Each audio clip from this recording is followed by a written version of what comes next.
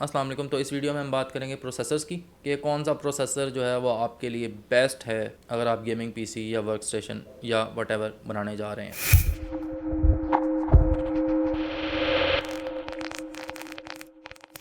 आई series का Intel i3 i5 i7 i9 या फिर राइजन का 357 कौन सा, या फिर Xeon की EDWX कौन सी सीरीज़ जो है वो बेस्ट है आपके लिए।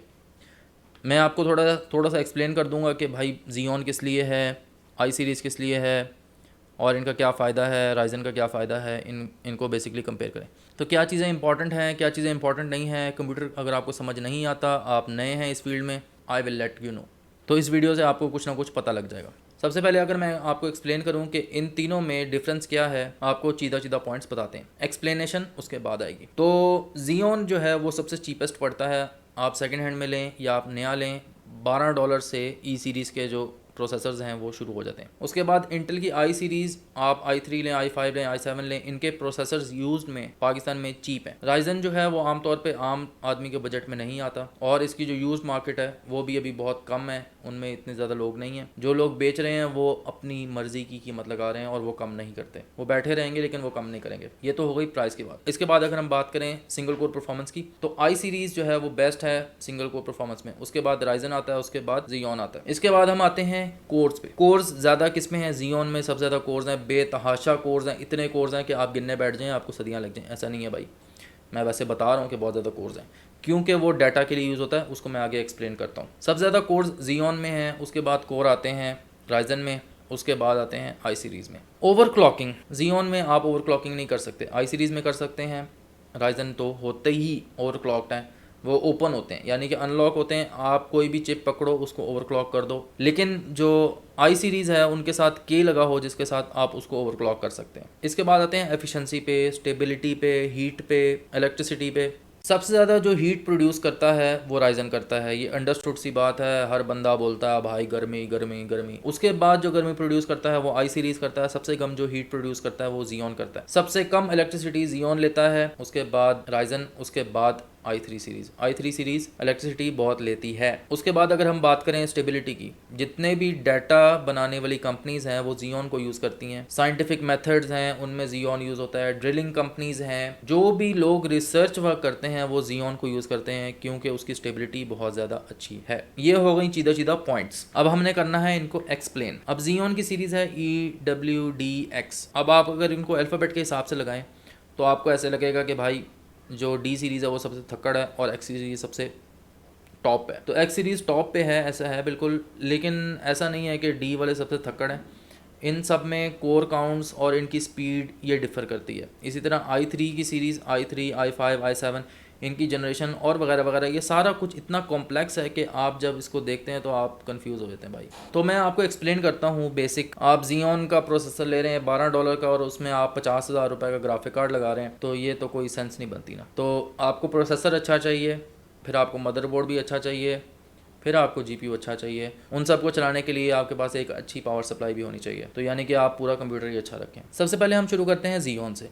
Xeon को प्रेफर किया जाता है डाटा कंपनीज़ में, साइंटिफिक मेथड्स में, फाइनेंशियल असिस्टेंस में वगैरह वगैरह, जहाँ पे बहुत ज़्यादा कंप्यूटिंग पावर जो है वो चाहिए होती है। अब फॉर एग्जांपल जैसे कराची में ड्रिल हो रहा था थोड़ा अर्सा पहले पेट्रोल निकालने के लिए, तो उसमें Xeon की चिप्स जो हैं वो इस्तेमाल होती हैं। न्यूक्लियर कोडिंग जो है, कोडिंग डी कोडिंग, उनके लिए Xeon चिप्स यूज़ होती हैं। वो एक ख़ास किस्म की चिप्स होती हैं जो कि उन कोडिंग को इस्तेमाल करती हैं। तो बात हो रही है डाटा एनालिसिस की, कंप्यूटिंग की, साइंटिफिक रिसर्च की, साइंटिफिक मेथड्स की। तो अगर आप scientific data calculation, scientific methods, data analysis अगर आप सीखना चाहते हैं तो we have a sponsor for you. Sponsor is Fiber. तो अगर आप कोई भी कोर्स करना चाहते हैं तो आप मेरे लिंक के ज़रिए जाएँ, आप सीखेंगे। अगर आप अपनी सर्विसेज किसी को देना चाहते हैं या उनकी सर्विसेज लेना चाहते हैं एडिटिंग, ग्राफिक डिज़ाइनिंग वगैरह वगैरह की सूरत में, तो आप मेरे लिंक के ज़रिए जाएँ और 20% तक डिस्काउंट हासिल करें। अब आप एग्जांपल लगा लें कि आपने अगर डीप वाटर होराइज़न देखी है वो, या आपने चेरनोबिल देखे हैं, तो अगर आपको समझ आएगी वो तो ह्यूमन एरर की वजह से हुआ है। लेकिन आप समझें कि आपने कमांड सही दी और आपकी जो चिप है, आपका जो कंप्यूटर है वो बैठ गया प्रोसेसर की वजह से, तो आप कितनी बड़ी तबाही जो है वो इसमें कर सकते हैं। अगर आप कुआं खोद रहे हैं पेट्रोल का, तो प्रेशर जो है उसको मेंटेन करना होता है। अगर आपने प्रेशर ज़्यादा लगा दिया है या प्रेशर कम कर दिया है या प्रेशर रिलीज़ हो गया किसी भी वजह से, वो जो अरबों रुपए और डॉलर की जो इन्वेस्टमेंट है वो सारी ख़त्म हो जाती है, आपको पता भी नहीं लगेगा। न्यूक्लियर डिज़ास्टर होता है कोई उस चिप की वजह से, तो वो जो चंद हज़ार डॉलर की जो चिप है, आप उसके पीछे अपना इतना बड़ा नुकसान नहीं करते। इसके अलावा जितनी भी डाटा कंपनीज़ होती हैं, जो सर्वर्स होते हैं, जो हम लोग जैसे हम लोग असाइनमेंट्स देते हैं यूनिवर्सिटी की, तो हम डाटा को अपलोड करते हैं और फिर सर को लिंक हम दे देते हैं कि भाई आप ये पकड़ें और हमारी ये असाइनमेंट है। तो ये जो जीबीज़ में जो डाटा है वो किधर जाता है, वो कौन प्रोसेस करता है, ये सर्वर्स करते हैं। इन सारे सर्वर्स में Xeon की चिप्स लगी होती हैं और ये चिप्स 24/7 सारा साल कई सालों से रन हो रही हैं और चलती रहती हैं। इनकी स्टेबिलिटी बेस्ट होती है, इसलिए Xeon की चिप्स वहाँ पे इस्तेमाल होती हैं।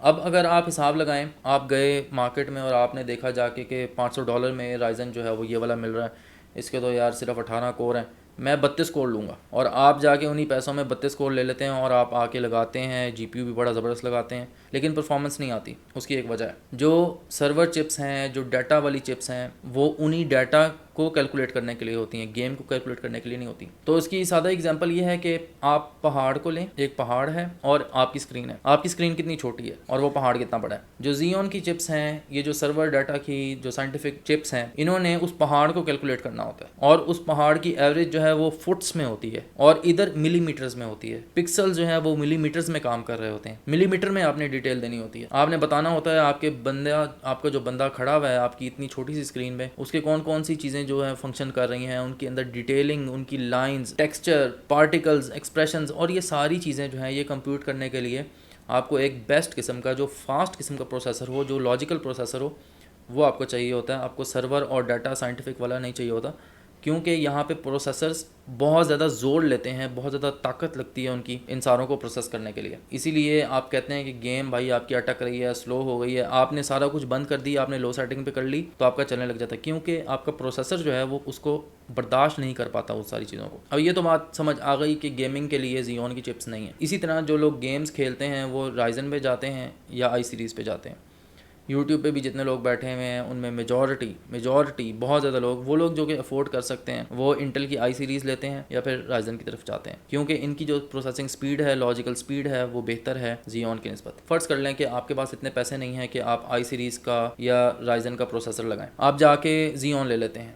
अब आप खेलना चाहते हैं वॉर जोन या आप कोई और गेम खेलना चाहते हैं, आपको सिर्फ इतना फ़र्क पड़ेगा कि आपको जो उसकी टेक्सचर क्वालिटी है ना, उसको थोड़ा सा डाउन करना पड़ेगा। वो जो पार्टिकल्स हल्के हल्के उड़ रहे हैं या इस तरह की छोटी छोटी डिटेल्स हैं, यानी कि वो जो शाइन जो आपको नज़र आ रही है ज़मीन पे और खिड़कियों पे, अगर आप उसको लो सेटिंग्स पे, मीडियम सेटिंग्स पे खेल सकते हैं, टेक्सचर क्वालिटी डाउन करके, आपको वो टेक्सचर वाला शशका जो है वो नहीं चाहिए, तो Xeon is the best for you. आपके पैसे भी बचेंगे, आपको स्टेबिलिटी भी होगी, आपका पैसा भी कम खर्च होगा, आपकी गर्मी भी कम प्रोड्यूस होगी, and so on so fourth. इसके बाद आते हैं हम आई सीरीज़ पे। आई सीरीज़ की जो सिंगल कोर स्पीड होती है वो ज़्यादा होती है और काफ़ी फास्ट होती है। वो गेम्स जो कि CPU इंटेंसिव होती हैं उनके लिए ये बेस्ट रहते हैं आई सीरीज़। डिपेंड करता है कि वो कितने कोर्स लेके जाते हैं। अगर वो गेम 6 कोर लेके जाती है और आपके 4 कोर लगे हुए i7 3rd 4th जनरेशन के, 5th जनरेशन के, आपके 4 कोर लगे हुए हैं, तो आपका वो 100% पे यूजेज जाएगा और आपको समझ नहीं आएगी कि भाई ये हो क्या रहा है मेरे साथ। जब 100% यूजेज जाएगा तो बाज़ औक़ात ये होता है कि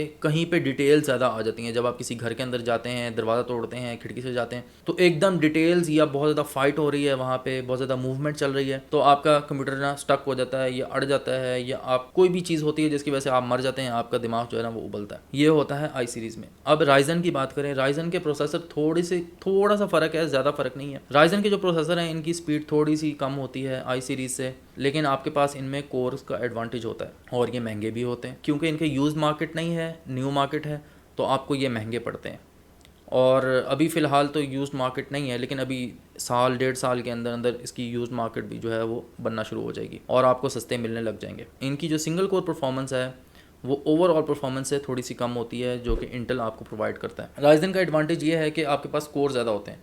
जब आपके पास एक्स्ट्रा कोर्स होते हैं तो आप उसमें स्ट्रीमिंग भी कर सकते हैं। एक्स्ट्रा जो फंक्शंस हैं जो कि बैक एंड पे चल रहे होते हैं, मिसाल के तौर पे आपने डाउनलोडिंग पे लगाया हुआ है, आप कुछ डाउनलोड कर रहे हैं, कुछ और प्रोसेसर कोई इंस्टॉलेशन चल रही है, तो वो जो है वो चीज़ें वगैरह बर्दाश्त कर लेता है। लेकिन आमतौर पे हमने ये मल्टीटास्किंग करनी नहीं होती, हमें एक ही काम करना होता है। अगर हम गेम खेल रहे हैं तो हम सिर्फ गेम खेलते हैं, अगर हमने इंटरनेट पे कुछ देखना है वो देखते हैं, डाउनलोड करना है तो डाउनलोड करते हैं, क्योंकि हमारे इंटरनेट तो इतने होते नहीं है कि हम डाउनलोड भी करें और खेलें भी, तो मल्टीटास्किंग हमें इतनी करनी नहीं होती। प्राइस के हिसाब से अगर आपके पास पैसे हैं तो आप राइजन लें, अगर आपके पास राइजन के पैसे नहीं हैं तो आप आई सीरीज़ लें। अगर आपके पास आई सीरीज़ के भी पैसे नहीं हैं तो आपके पास बेस्ट चॉइस यही है कि आप Xeon के प्रोसेसर्स लें। अब इसमें कोई स्पेसिफ़िक चीज़ नहीं है जो कि मैंने आपको बताई है, इतने ज़्यादा प्रोसेसर्स हैं कि मैं हर प्रोसेसर की बात नहीं कर सकता। मैं आपको एक एग्जांपल देता हूँ।